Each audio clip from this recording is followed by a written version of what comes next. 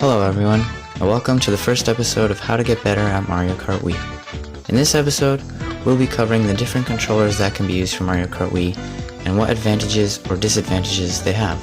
So without further ado, let's get right into it. Now, before I start, I want you to keep in mind that it's better to play in manual than automatic for a small number of reasons, but I'll give you more on that in a later episode. To start things off, we're going to need to choose a preferred controller.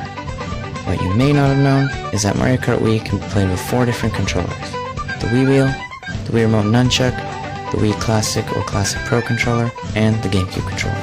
In fact, it even shows them on the back of the box.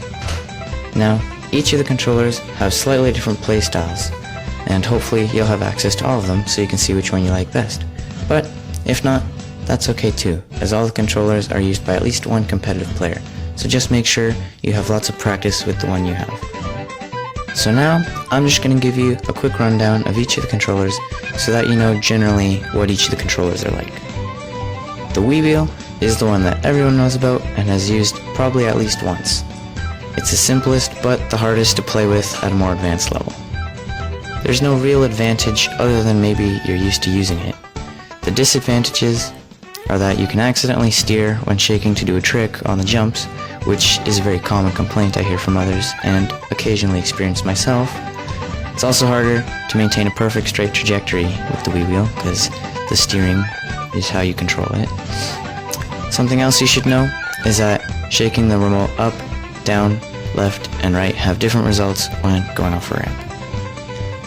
The Wii Remote and Nunchuck is surprisingly a really good controller, and is probably the easiest to use at a more advanced level.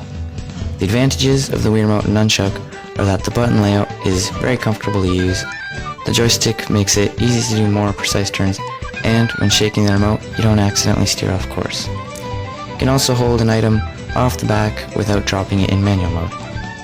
The downsides are that if you don't have a Nunchuck, you'll need to get one if you plan on using it, and it also may take a little bit of time to get used to. Also, shaking the remote up, down, left, and right for different tricks also applies. The Wii Classic or Wii Classic Pro controller is very similar to the GameCube controller. The only difference is the placement of some of the buttons. The trick button is mapped to the D-pad, so you won't accidentally change trajectory when going off a ramp. And you can hold an item off the back without dropping it in manual. The only downside is that if you don't have one and you want to use it, you'll have to get one. The GameCube controller is mostly like the Wii Classic Pro controller, except the D-pad is more comfortably placed, at least I think so, and is personally my favorite.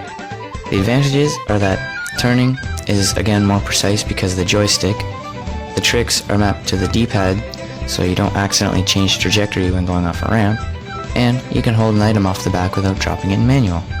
The disadvantages are that if you don't have a GameCube controller, you'll have to get one if you plan on using it, and some Wiis don't offer GameCube controller compatibility, so if your Wii doesn't have it, you might have to settle for a different controller or get a new Wii, which personally I don't advise because you're probably not made of money.